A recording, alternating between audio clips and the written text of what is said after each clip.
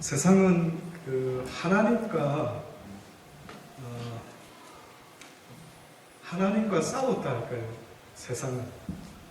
그러니까 꼭 저는 어떤 느낌이 드냐면은 저희 아들 셋 중에 누구와 제가 싸웠다 이거죠. 제가 싸웠는데 싸운 이유는 좀 아빠 말 좀 잘 듣고 해라 하는데 말을 안 들었어요. 이렇게 아들이. 그래가지고는 아빠도 속상하고 또 잘못한 녀석은 주제넘게 자기가 뭘 잘못했는지도 잘 모르는 것처럼 오히려 더 방귀 낀 놈이 더 썩낸다고 더 씀을 내는 겁니다. 이 관계가 좀 안 좋아졌어요. 이 관계가 안 좋아지다 보니까 제가 잘은 모르는데요. 우리 아이들은 분명히 엄마 아빠의 그 눈치를 알게 모르게 지금 엄마 아빠 기분이 안 좋으신가? 이거를 느끼는 것 같아요. 살아보니까. 그래서 제가 말을 조금만 안 하고 집에 있으면 우리 특히 민재 같은 경우는 뭐 무슨 일이 있느냐 이거죠. 갑자기 물어봐요. 그와 마찬가지로 어떻게 보면 하나님과 우리의 관계는 누구보다도 좋은 관계가 되어야 되는데 아담과 하와가 하나님의 말씀에 불순종하고 범죄함으로 말미암아 그의 후손인 우리까지도 어떤 상황이 됐는가 보니까 꼭 아버지와 자식 간에 이렇게 좀 관계가 안 좋은 관계가 되고 말합니다. 그래서 예수 그리스도가 이 땅에 오실 때에 여러분 혹시 기억나십니까? 크리스마스 때 저는 이 성경 구절을 국민학교 6학년 때인가요?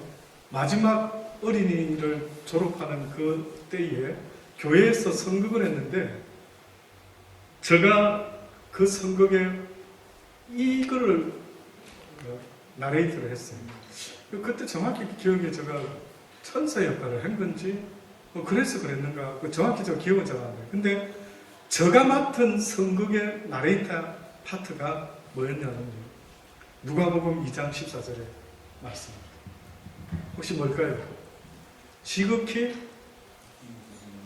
높은 곳에서는 하나님께 영광이요 땅에서는 기뻐하심을 입은 자들에게 평하로다. 이게 저는 국민학교 그때 선거할 때에 이렇게 이 대사가 저 역할이었습니다. 그래서 제가 이거 개인적으로 잊어먹을 수 없는 그런 내용인데 이제 와서 다시 보니까는 예수 그리스도의 탄생은 지극히 높은 곳에서는 하나님께 영광이 되지만 이 땅에서는 기뻐하심을 입은 사람들 중에는 뭐가 된다고요? 평화가 된다. 그럼 또 여쭤볼게요. 기뻐하심을 입은 사람들 누구를 도대체 이건 뭐죠? 어떤 의미입니까? 기뻐하심을 입은 사람들에게 이것도요. 성경에 보면은 이런 말씀이 나오죠. 내 양은 내 목자의 음성을 듣고 나인 줄 안다. 그럼 이 땅에는 어떻게 보면 가라지가 있고 알곡이 있다. 하나님의 택한 백성이 있고 어떻게 보면은 그러지 못하는 자가 분명히 있다. 이때 분명히. 그럼 그게 어떤 의미가 되는가 보니까요. 하나님이 사단을 없애실 수 있어요, 없어요? 마음만 먹으시면 없애실 수 있죠. 근데 사단을 내버려 뒀죠. 어둠을 내버려 뒀죠. 지금 두고 계시죠. 그 목적은 뭐 있죠. 어둠 가운데 빛이 되고 그들은 어둠의 역할입니다. 그러니까 우리의 싸움은요, 어떻게 보면은 어둠과의 싸움이 아니라 어떤 면에서는 물론 우리의 싸움은 혈과 육의 싸움이 아니요 영적 존재들과의 싸움이다라고 했지만은 그 말씀 보이지 않는 영과의 싸움이라는 그 의미 속에는 어떤 면에서는 나와의 싸움이 가장 1순위입니다. 또다시 말하면은 어둠이 있어요. 그럼 우리가 지금 어둠하고 싸우려고 하는데 하나님은 뭐라고 말씀하냐면 어둠하고 싸우는 일에 시간을 다 보내지 말라는 거예요. 네가 빛이 되면 어둠은 어떻게 된다고요? 자연히 물러가게 된다. 어둠은 빛 앞에서는 꼼짝 못하고 물러간다. 그렇기 때문에 어떤 면에서 하나님은 너희가 세상의 빛과 소금이 되어라 라는 말씀 속에는 너희가 어둠하고 싸우려고 하지 말고 네 자신하고 싸워서 영적 싸움에서 치지 말고 이기면, 그래서 네가 빛이 되고 네가 소금이 될 수 있으면은 어둠은 자연스럽게 물러가게 됩니다. 그런 것처럼요, 땅에서는 기뻐하심을 입은 사람들 중에 평화다. 전부한테 평화가 아니다. 예수님은 모두에게 다 예수님이 아니었어요. 예수님 당시 때 과연 그 수많은 유대인들, 그 수많은 로마인들, 수많은 헬라 사람들이 있었지만 예수님의 마지막 명령, 권면을 듣고 순종했던 사람은 숫자가 몇 명이라고요? 130 하나? 그렇죠? 120문도와 11제자, 가룟 유다 제외. 그러니까 예수님은 이 땅에서의 목회를 하셨다면 얼마나, 어떤 사이즈의 교회를, 눈에 보이지 않는 교회를, 따르는 무리를 만들어내셨나 보니까 130 하나 정도밖에 안 되는 거죠. 너무 적지 않습니까? 그 전능자가, 그 권능의 하나님의 아들이 왜 그거밖에 안 됐느냐. 많은 숫자를 우리는 기대할 수도 있지만은요, 성경을 가만히 읽어보면 너무나 숫자가 적어서 놀랍습니다. 가나안 땅에 들어간 1세대들이 몇 명이었습니다. 두 사람밖에 없었어요. 여호수아와 갈렙. 제발 좀 한번 상상 좀 해줘 보세요. 왜 이리 적죠? 너무 적은가? 우리 시대 지금 시드니는 엄청 많은데, 그렇죠? 우리 교회만 해도 두 사람은 넘는데.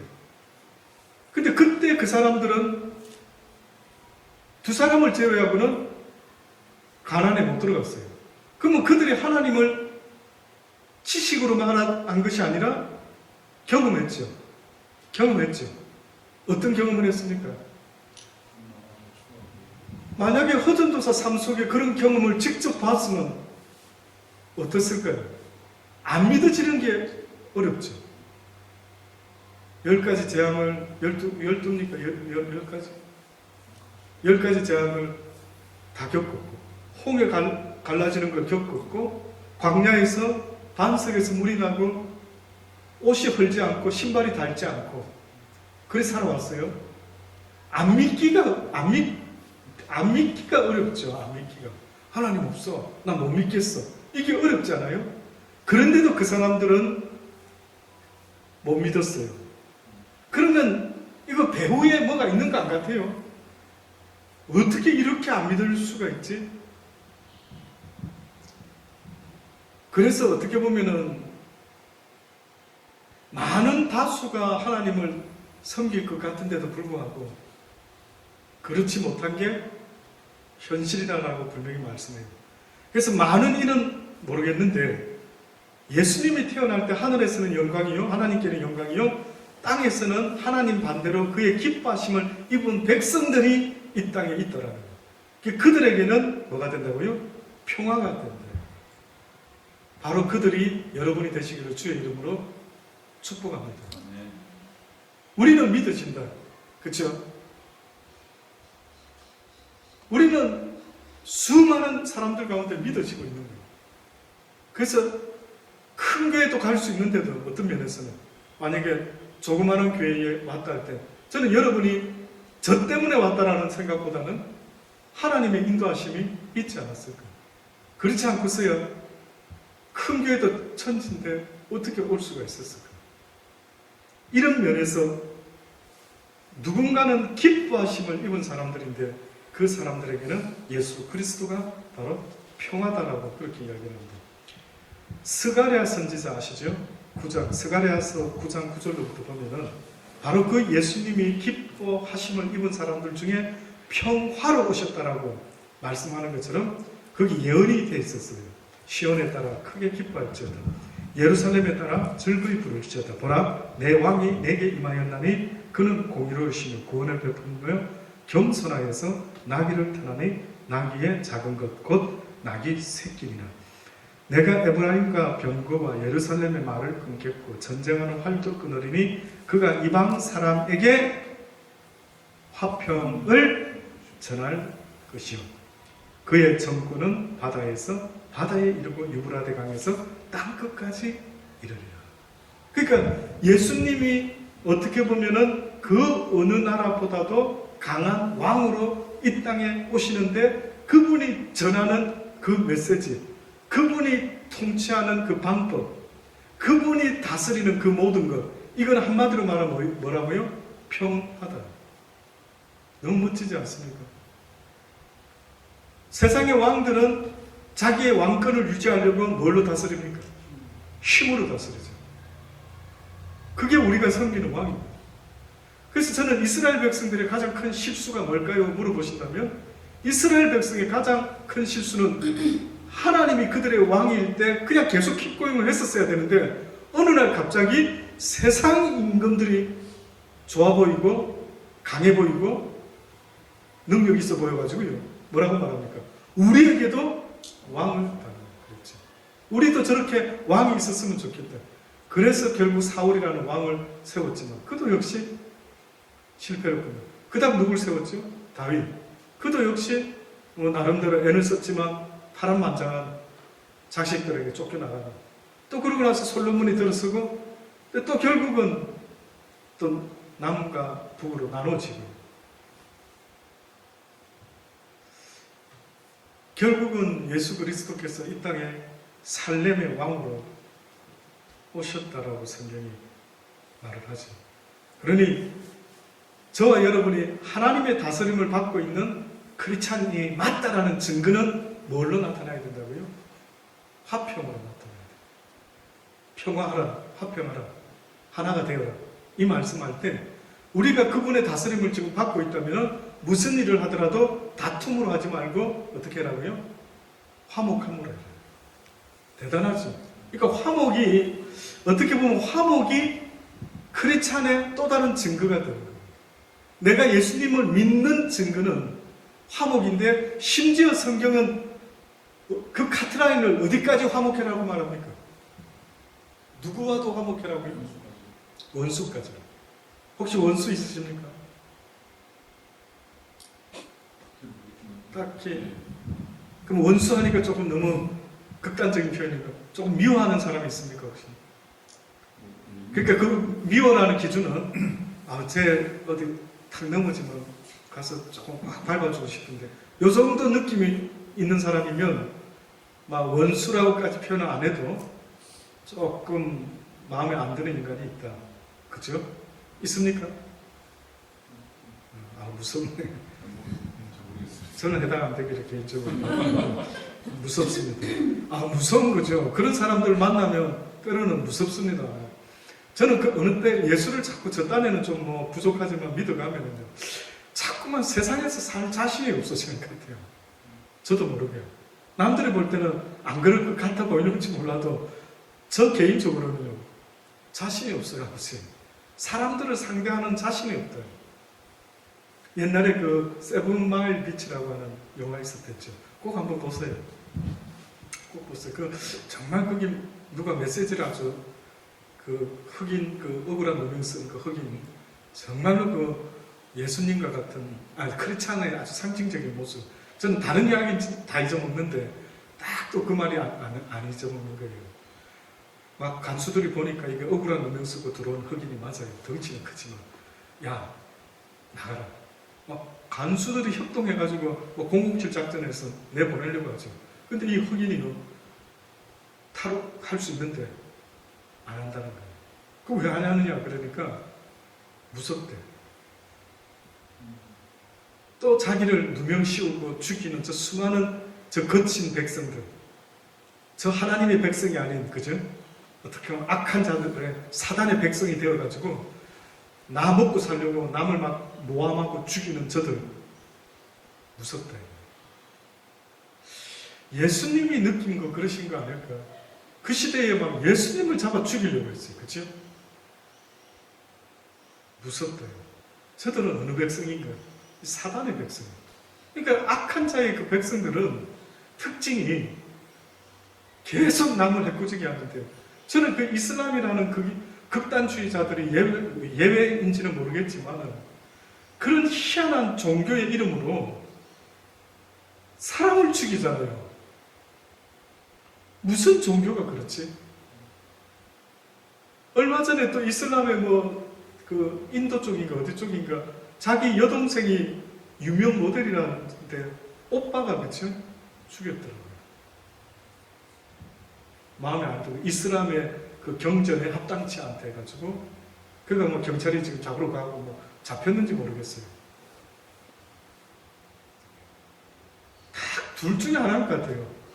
주님은 나를 희생해서라도 너를 살리려고 하시고 이놈 악한 사단은 종교 이름을 빌리든 무슨 이름을 빌리든 간에 나부터 내 기분, 내 자존심 나한테 마음에 안 들면 내 여동생이라도 죽여버린대요. 무섭더라고요. 그러니까 어느 순간에 주님의 마음을 자꾸 좀 배워보려고 애를 쓰다 보니까요. 그전에는 사람들이 안 무서웠는데 어느 순간에 무서운 느낌이에요.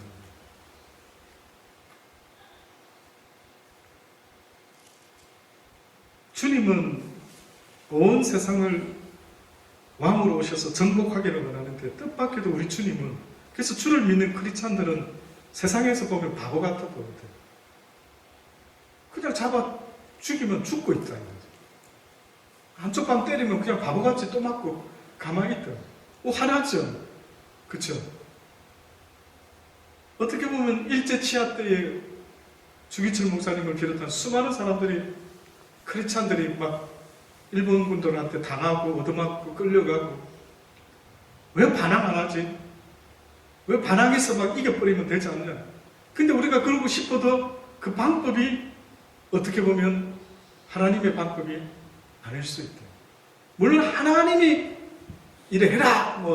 저놈들을 족쳐라! 이러면은 하겠지만은 뜻밖에도 하나님은 그것보다는 그지? 내가 하려면은 하늘의 천군천사를 움직여서 싹쓸이 할 수 있는데 나는 너희들이 그런 모습으로 이 세상을 이겨나가는 게 아니라 사랑으로, 순교로. 저는 그 생각이 들더라고요. 주기철 목사님의 영향을 주기철 목사님이 순교하시기 전까지에 누가 가장 가까이 있었나 보니까 일본 형사더라고요. 형사하고 늘 대화하시는 거예요. 야, 주기철 빨리 신사참배 오케이 해라. 그럼 또 그분은 그 한 사람한테 설교를 하시는 거예요. 제가 잘은 모르겠는데 그 순사가 분명히 예수 믿게 됐을 것 같아요. 그 죽음 앞에서 그 흔들리지 않는 한 신앙인의 모습을 보고 흔들리지 않는 인간이 있을까? 나중에 이러더라고요. 막 하나님 배신해라니까 하나님은 나를 사랑하셨고 나 또한 하나님을 사랑하고 있지만 하나님은 당신도 사랑하고 계시다. 그 하나님은 어떻게 보면 알아라. 하나님은 그러고 있는 당신도 사랑하고 계신다. 그러니까 막 영화상에서 약간 막 당황스러워.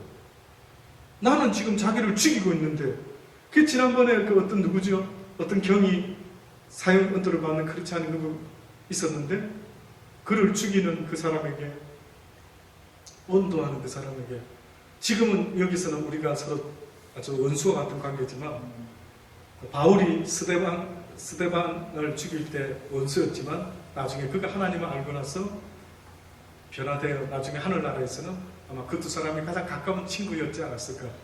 나도 당신이 그와 같은 관계가 되기를 바란다. 이 땅에서 지금 당신은 나를 죽이고 있지만 그러나 하나님의 사랑이 당신을 강건하기를 바란다. 그래서 우리가 언젠가 하늘나라에서 같이 만났으면 좋겠다. 그런 이야기들을 들을 때마다 그래서 그 순교의 피가 여러 사람한테는 당장에 눈에 보이는 복음을 뿌리지는 못했지만 그 한 사람의 변화가 엄청난 효과가 있겠구나. 저는 그 일본 순사가요, 꼭 어떤 생각이 드냐면 예수님 죽으실 때에 그때서 끝까지 지켜봤던 어떤 한 사람이 있었죠. 누굽니까? 백부장이 있었어요.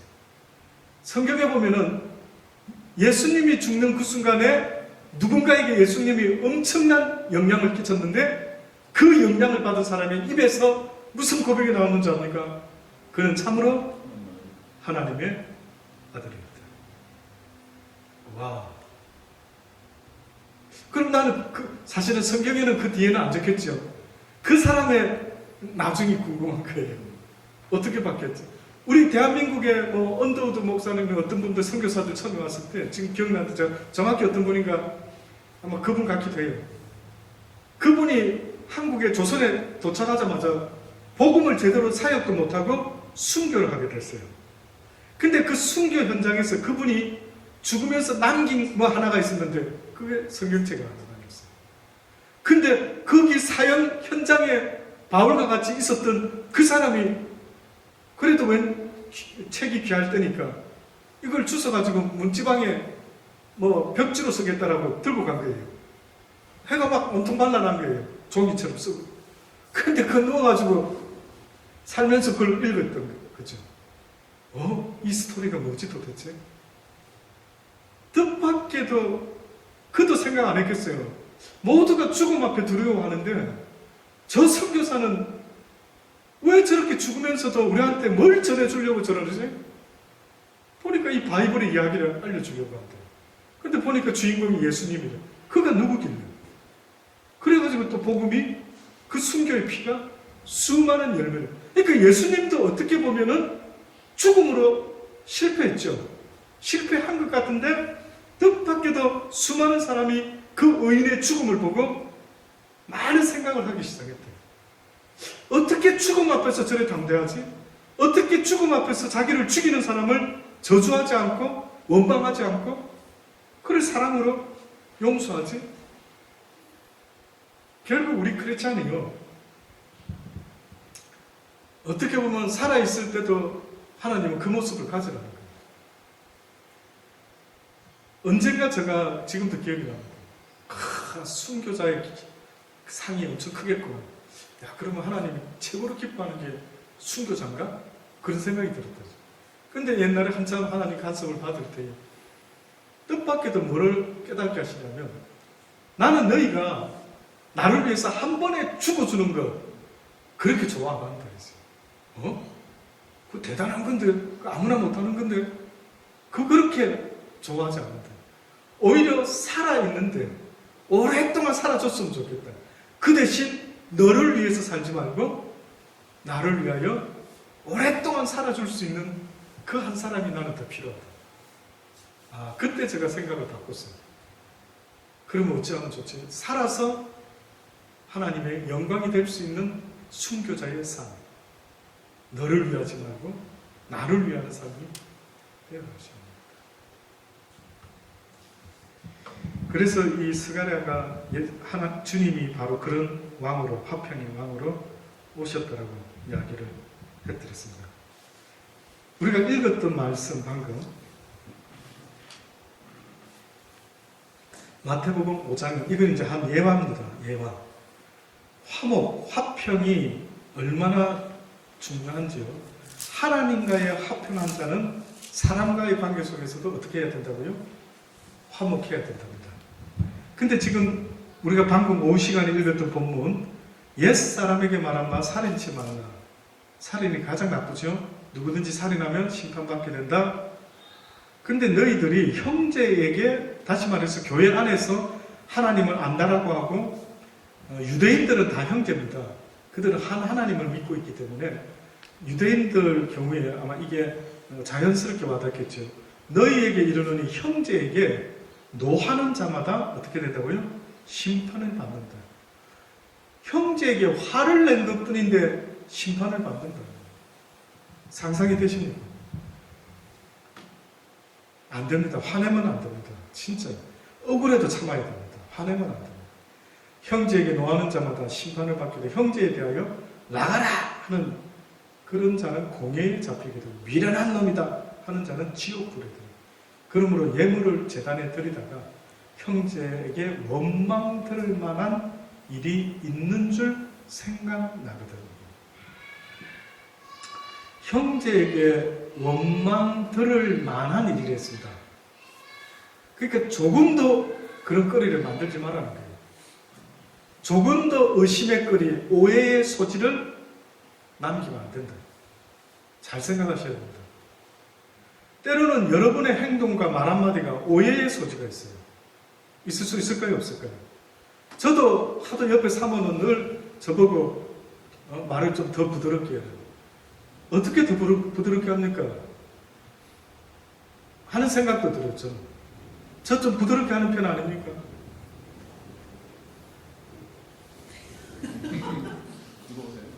아닌가요?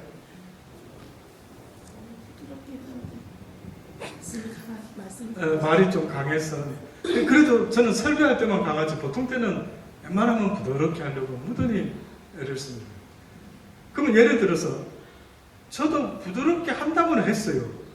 근데 어떤 사람한테는 목사님이 기분이 안 좋으신 것 같아요. 이럴 소지가 있을 수 있습니까? 없습니까? 있죠. 그러면 이제 하나님 말씀은 뭐냐면 그런 소지를 만들지 말라는 거죠, 아버지는.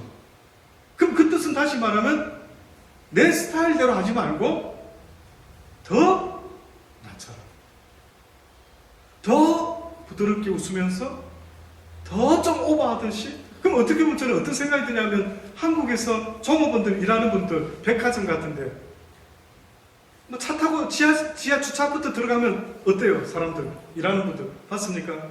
어서 오십시오. 저으로 가십시오. 그리고 문이 열렸습니다. 들어오십시오. 와, 친절.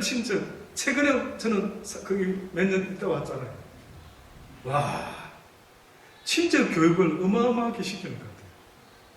막 어느 때는 손님끼리지만 어느 손님은 막 너무 막 어디 저런 사람 누구 나오라고 그래 막 그러죠. 근데도 그 어떤 훈련받은 손님들은 예 손님 참으세요 아마 우리 실수한 것 같습니다 뭐 이럴 때 보면은요 화나다가도 오히려 참아질 것도 같고 그렇게 하는 그 종업원한테 막 큰 소리 치는 그런 보면 오히려 더 저 무식한 게 어디서 와가지고 저거 하고 오히려 더 종업원 편을 들어주고 싶어 그런 게 있더라고요. 만약에 하나님이 우리 크리스찬들한테 그걸 원한다. 어떤 생각이 드세요? 그럴 것 같습니까? 아니면 그렇게까지야 목사님 그렇겠습니다. 어떨까요? 어떤 것 같아요? 그 사람들 돈 때문에 이제 그렇게 하는 겁니다. 여러분은 그렇게 하십니까? 거의 보니까 잘 못하시는 것 같아요. 그렇죠? 내 스타일대로 막 남이 알아서 새겨 듣고 막 삐치든 말든 어떻습니까? 솔직히. 내공이 강해져야죠. 제가 많은 것을 느끼고 깨달으면 그럴 만한 여유가 생기고 하나님의 마음을 가지고 대할 수가 있는데 내가 하나님과 가까이 있지 못할 때는 마음의 여유도 없고 없을 때는 일단은 그렇죠. 급한 그 인간성이 먼저 나오더라고요. 내 속에 숨어있는 혹은 좀 커버하고 있던 그걸 딱 붙잡고 있더라. 이러면 안 되지. 이러는데 탁 나와버리면 그죠? 어느 때게 좀 힘들 때 탁 놓고 있으면 이게 막 누가 딱 건드리기만 오늘 막 끝장본다 푹 해가지고 막 뒤집어 엎죠. 그런 것 같아요. 저도 살아보니까 내가 이거 붙잡고 잠깐이라도 놓쳐버리면 하나님 말씀을 놓치고 있고 묵상을 못하고 있으면 이게 나도 모르게 속에서 또 뭐가 막 올라와서 막 남편이고 아이고 막 엎치기, 막 대치기로 막 들어가지 않을까요? 그거 생각하면 저도 그 돈 받고 하는 그 사람들도 그 돈 때문에 뭐 손님 어서 오십시오. 죄송합니다. 우리가 이러는데 여러분은 어디 가서 생활하면서 남편, 아내한테 뭐 그럽니까? 아이들한테 마땅히 사랑, 돈 안 줘도 더 사랑해야 되죠. 그렇게 하십니까? 주변에? 그거 생각하면 진짜 그죠? 나 그렇게까지는 생각을 못했대. 맞습니다. 근데 하나님은 그 원수까지라도 어떻게 하라고요? 그렇게 대해주라. 그러니 진짜 남하고의 싸움보다는 내 자신과의 그 육신의 나쁜 그 사망의 법하고 막 쳐서 복종시키는 이것만 해도 엄청나게 싸울 일이 많대. 남하고 싸울 문제가 아니에요. 그러니까 하나님은 그들은 내버려 두라 이거죠. 잘 몰라서 그러니까. 예수 안다라고 하는 네가 바뀌라는 겁니다. 맞습니까? 예수 잘 모르는 그 사람을 기대하지 말고 예수를 더 잘 아는 너와 네가 먼저 바뀌라는 거죠. 먼저. 일리가 있지 않습니까? 그 사람은 지금 예수를 만약에 20%밖에 모르고 나는 그래도 만약에 기준은 하나님 보시겠지만 한 50% 알면 걔가 더 참아야 될까요? 내가 더 참아야 돼요. 내가 더 참아야 돼요. 맞잖아요. 그래서 목사, 전도사의 길, 집사의 길, 직분자의 길이 어떻게 보면 더 어렵다. 더 어렵습니다. 그래서 지금 형제한테 막 화내고 어쩌다가 이랬다. 자, 그래가지고 그러면서 하나님 믿습니다 하면서 하나님께 예물을 제단에 드린다는 거죠. 근데 만약에 내 형제에게 원망 들을 만한 말했습니다. 그러니까 그 소지를 거리를 하지 말라는 겁니다. 제발 예수 믿어도 내 스타일 안 바뀌는 사람, 그거는 문제가 있습니다. 비포 애프터 아시죠?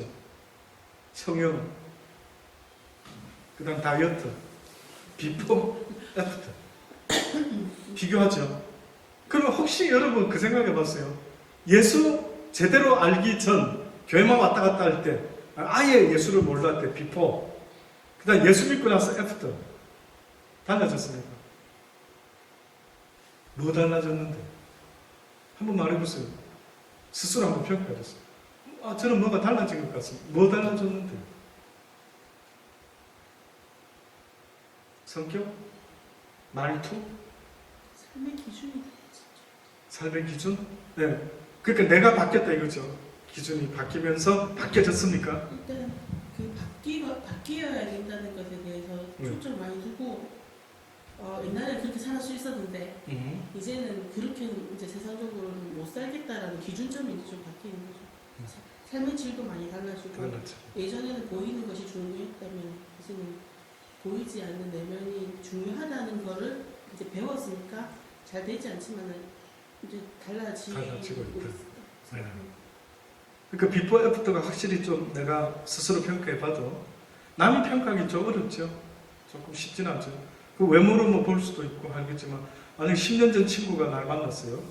그래가지고 막 대화를 나누는데 어머 너 좀 달라진 것 같아.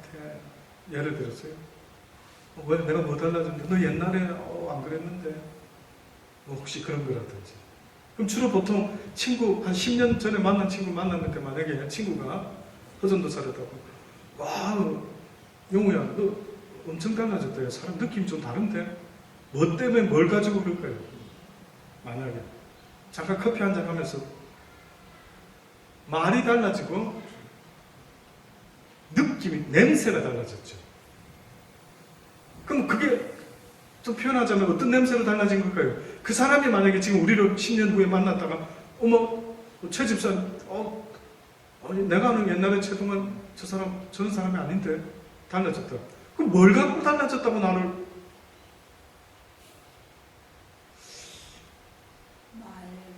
응? 같이 사시고 있으니까 그 결혼해서 초창기 모습과 예수를 점점 믿으면서 지금 솔직하게 말해줘야 됩니다. 하나님 다 보고 계시니까. 그러니까 집사님이 한번 살아보니까 어머나 목사님 우리 남편은 예수 10년 차 때는 비포 어떤 사람이었는데 애프터 예, 딱 10년 차입니까?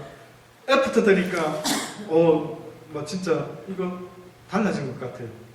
뭡니까? 예를 들어 한번 말해줘 보세요. 말이 변하는 거죠. 말. 직설적으로 아닌 건 아니고 긴 건 기고 이 사람 상대편 전혀 배려하지 않고 막 그냥 했는데 네. 이제는 그걸 이제 걸르는 게 생겼어요. 바로 직설적으로 나오지 않는 거. 그게 가장 크지 어떻게 보면. 그게 이제 변하니까 네. 화가 오르는 걸 스스로가 이제 좀 제어할 수 있는. 네. 제가 볼 때는 말이 맞는 것 같아요. 1순위는 말 같아요. 말. 왜 그 우리 이사야가 성전에서 여호와의 영광을 봤을 때 어머나 화로다 내가 망하게 되었다.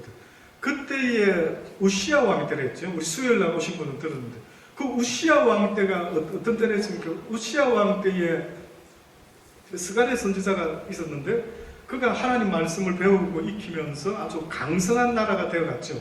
그러다가 그가 교만해서 제사장만 해야 될 예물을 자기가 그 역할을 성전에서 해요.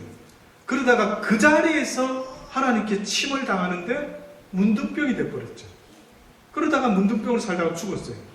그러니까 그 민족이 왕이 그 모양이 되니까 그 백성들이 굉장히 갈팡질팡 어려운 시기였어요. 그때에 누가 나타나냐 하면은 이사야라는 선지자가 나타나죠. 그때 그 사람이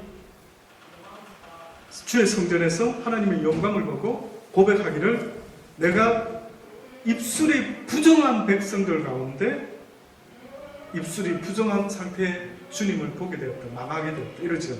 그러니까 어떻게 보면 그 이사야가 그 시대의 죄의 상징을 뭘로 비유를 했냐면 입술로 비유를 했어요. 이 입이 문제였대요. 입술로. 그 성경에 우리 그날 수요일날도 말했던 것처럼 하나님이 심판할 때 뭘로 심판한다고요? 너의 입에서 나온 이 말로 내가 너를 심판해 주리라.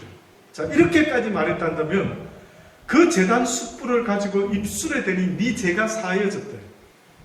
그때 너무 중요한 이야기 수요일날 했는데 그때 안 오신 분들은 한번 저기 올려놨으니까 홈페이지 읽어보시죠. 그때 뜻밖에도 원래는 예수 그리스도 외에는 제사함을 받을 수가 없어요. 그렇죠? 그런데 이사야는 제단 숯불에 의해서 제사함을 얻게 되고 하나님이 누가 나를 위하여 갈고 했을 때 내가 여기 있사오니 나를 보내소서라고 했어요. 그런데 예수님이 어느 날 이사야서의 그 장면을 설교를 하시면서 누구를 이사야가 또 본다고 말합니까? 주의 보좌를 보는데 누구에 대한 이야기예요? 예수 그리스도를 보는 거예요. 예수 그리스도. 하여튼 희한한 이야기가 성경에 있어요. 그러면 결국은 이사야가 그런 경험을 했지만은 이 세상에서 구약시대도 그러고 그게 비밀이 뭐가 있냐면 모든 일을 불순종에 가다 놔버렸어요. 그러면 왜 불순종에다 가다 놓고 이스라엘 백성들이 하나님을 믿고 싶어도 믿지 못하는 이런 불순종 가운데 있다가 드디어 하나님께서 어떤 일을 도모하셨는데 보니까 그게 바로 예수 그리스도입니다. 결국은 예수 그리스도를 통하여 모든 이가 산자와 죽은 자의 주가 되게 하시려고 하나님께서 모든 이들을 다 막아놓고 계셨다. 그래서 그랬는지 세례 요한이요 예수님이 사역하기 전에 자기에게 오는 바리새인들을 보고 이 독사의 새끼들은 누가 너희들로 와서 구원받아가지고 뭐 어쩌고 저쩌고 되기를 원한다더냐. 오지 마라. 이사야도 누가 나를 위하여 갈고 내가 가겠습니다. 그랬더니만 가서 그들에게 사역해라. 그들이 볼 것을 보지 못하게 만들고 들을 것을 듣지 못하도록 막아버리라. 그리고 예수님이 설교하실 때 항상 비유가 아니면 설교가 안 하시더라고요. 제자들에게 너희들에게는 허락됐으나 저들에게는 허락되지 아니했다. 결국은 하나님의 섭리가 크고도 묘한데 어떤 이에게는 어떻게 보면 주의 복음이 허락되지 않은 듯이 주께서 말씀하는 이들이 있는 것 같아요. 심히 이해하기가 어렵겠죠. 그 어떤 면에서는 저는 이 생각이 떠오릅니다. 사단에게 회개할 수 있었단다면, 그래서 사단이 지옥 안 가고 천국 갈 수 있다면 왜 그건 안 되는 거예요? 그런 일이 일어나서는 될까요, 안 될까요? 이 참 희한한 이야기죠. 안 되는 거예요. 왜 안 되느냐? 하나님이 정해놓으신 게 있는 것 같아요. 그래서 하나님은 어쨌든 결론은요. 하나님이 원하시는 것은 원수까지라도 어떻게 되기를 원한다? 화목할 수 있도록 되기를 원한다. 그래서 너희들이 할 수만 있다면은 형제들과 다툰 것이 원망대로 가는 일이 생각이 나면은 예물을 제단 앞에 두고 가서 형제하고 뭐 해라고요? 화목하고 그 후에 와서 예물을 드리라. 엄청 중요하죠. 그러니까 여러분이 누구와 싸우고 다투고 원수 맺고 있으면서 교회 와서 예배 드린다. 하나님이 기뻐 받으실 수 있다 없다? 없다. 없습니다. 그는 몰라서 그렇다 생각하고 꾸준히 그에게 화평의 복음을 증거해 줄 수 있어야 된다고 생각합니다. 결론적으로요. 성경에 있는 말씀 하나만 먼저 하고요. 이 성경의 결론으로 마태복음 10장 34절로 보면은 화평을 주러 왔는 줄 아느냐? 아니다. 검을 주러 왔다는 말씀이 있어요. 마태복음 10장입니다. 34절로부터 보면 내가 세상에 화평을 주러 온 줄로 생각지 말라. 화평이 아니요 뭘 주러 왔다고요? 검을 주러 왔대. 왜 이 말씀을 할까? 지금 보세요. 지금 하나님과의 화평을 말한 거지 인간들끼리의 화평을 말한 게 아닙니다. 그래서 오늘 허전도사가 아까 막 광고할 때도 예를 들어 아하 이 화평은 사람끼리 좋은 관계를 말하는 게 아니었구나. 사람과 하나님의 관계였구나. 그랬죠? 그 맞습니다. 그 어떻게 아느냐고요? 여기 말씀 보세요. 내가 온 것은 화평을 주러 온 줄 생각하라. 검을 주러 왔다. 내가 온 것은 사람이 그 아비와 딸이 어미와 며느리가 시어머니와 불화하게 하려 왔다. 사람의 원수가 누구라고요? 자기 집안 식구라. 아비나 어미를 나보다 어떻게 해요? 더 사랑하는 자는 내게 합당치 아니하고 아들이나 딸을 나보다 더 사랑하는 자도 내게 합당치 아니하다. 또 자기 십자가를 지고 나를 쫓지 않는 자도 내게 합당치 아니하다. 자, 먼저요. 하나님보다 시아버지, 시어머니, 며느리, 아비, 어미, 자식 더 사랑하면은 오히려 화평하면은 그걸 깨러 왔다 이렇게 말하고 있습니다. 그 하나님보다 아내를, 남편을, 자식을 더 사랑하는 거 어떻게 합니까? 스스로 지금 제가 이 말씀을 전할 때 여러분 스스로가요, 아, 나는 하나님보다 뭘 더 사랑했구나. 그걸 어떻게 하느냐고요. 뭘로 그게 느껴집니까? 기준이 뭡니까?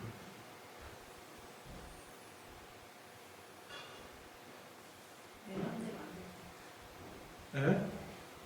내 마음대로 안 돼. 내 마음대로 자식이 안 되거나 네. 내 자식이 안 되거나 내 네. 남편이 안 안 될 되는데 때 올라오죠. 푹 올라오죠. 솔직하시면 푹 올라옵니다.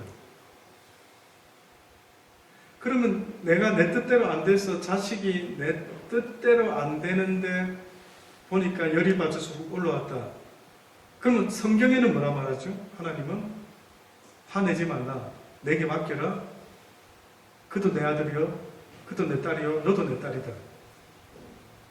네가 내 사랑을 그에게 보여줘라. 내 사랑은 사랑받을 만한 것만 사랑하는 것이 아니요 그렇지 않은 것도 사랑하는 것이고 기다려주는 것이다. 사랑에는 인내가 있단다. 사랑한다라고 말할 때 거기에는 오래 참음이 시작된단다. 그래서 너는 네 자식을 진짜 사랑한다면 참아주라고 내가 말한 것이라. 근데 네가 참지 못하고 욱해서 한바탕 했대.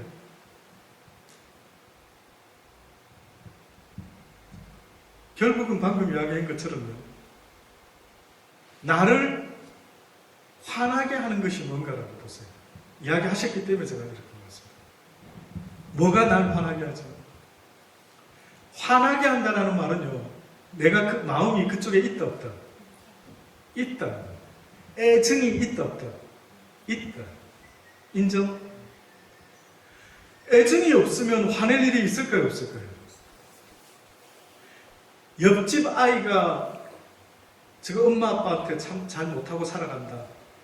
애가 막 영 못됐다 하더라 소문에. 열 바칩니까? 물론 바치는 분도 있겠지만. 근데 나하고 상관없으면 이렇게 좀 어떻게 보면 그렇죠? 근데 내가 누구를 사랑하고 있는데 그게 내 뜻대로 안 되면 화가 나죠. 그러니까 어떻게 보면 좀 역설적일 수 있지만은 내가 화낸다라는 것은 그것을 지금 뭐하고 있다고? 사랑하고 있다.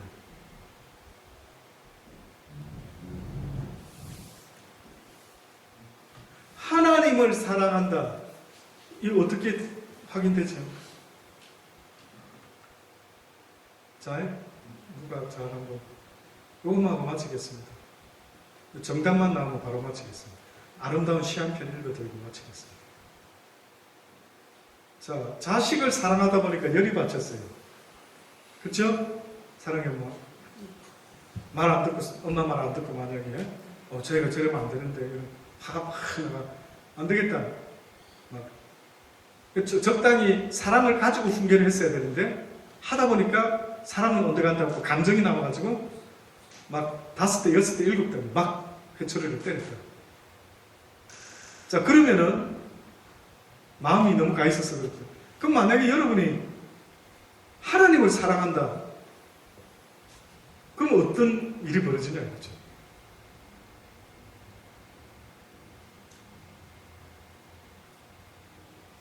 가능하기 전에 내 안에서 싸움이 일어나요. 예, 좀 크게. 욱하기 전에 내 안에서 싸움이 일어나요. 두 마음의 싸움이 일어나고 예, 그 마음의 싸움이 일어났을 때 하나님의 말씀에 내려놓는 거죠. 예, 그런 싸움이 일어나서 참고 인내할 수 있다. 예, 그거는 이제 그런 걸 비교했을 때 그렇다 이거죠.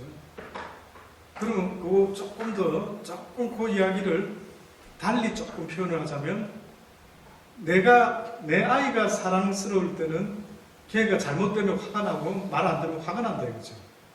옆집 애는 내가 그렇게 화 안 내는데, 그러면 하나님을 내가 사랑하고 있는 증거로, 만약에 그러면 제가 좀 더 좁혀서 이야기하면 하나님을 사랑하기 때문에 화가 난다. 어떤 경우가 있을까요? 혹시 하나님 때문에 화내보신 적 없으십니까? 하나님 때문에. 컴플레인 많이 하는데. 주로 하나님께 컴플레인 많이 하고 있다. 그러니까 그런 사실은 내 믿음이 없어서 화가 나는 건데, 예. 그러니까 하나님 왜 꼭 이런 상황에 나를 이렇게 하게 물론 이제 알지만, 네. 답은 교회에서 배우고 들어서 네. 알지만 그렇지 못한 상황에 이제 하나님한테 이제 요렇게밖에 못하는 거에 대해서 이제 계속 이제 컴플레인을 하고 할 수 있지. 예 하죠. 근데 하나님한테 항상 보여드린 건 나의 믿음 없는 모습을 보여드렸으니까 화가 나는 거죠, 저한테. 근데 하나님을 알고 나면은 이렇게 화를 다른 사람한테 내려고 할 때 이제 그 조금 마음이 이제 정돈될 때는 저게 하나님이 간섭하셔서 사단이 하는 거지 저 사람이 아니라는 것을 조금 감지할 때는 얼른 그게 돼요. 지금 당하면 안 되겠구나, 참아야겠구나, 이게 되는데, 그런 줄을 잠깐 놓치면 이제 일단은 화를 내고 돌아서서 생각하면은 아차, 내가 늦었구나, 이제 이렇게 되더라고요. 네, 맞습니다. 그것도. 그럼 제가 그거 다 거의 뭐 또 이렇게 비슷비슷한 연결되는 말인데, 그럼 제가 힌트를 하나만 드리고 이제 마무리할게요. 예수님이 화내신 적이 있습니까? 상을 보실게요. 네, 한 번 있었죠. 어떻게 보면 우리가 예수님이 화내신 게 뭐가 있었나 하는데 딱 떠오르는 게 있죠. 그 어느 때 예수님이 화냈죠? 성전에서 하나님께 기도하는 집인데 사람들이 장사하는 소굴로, 막 악한 소굴로 만들어가 예수님이 열받았죠. 그럼 누구 때문에 열받은 겁니까?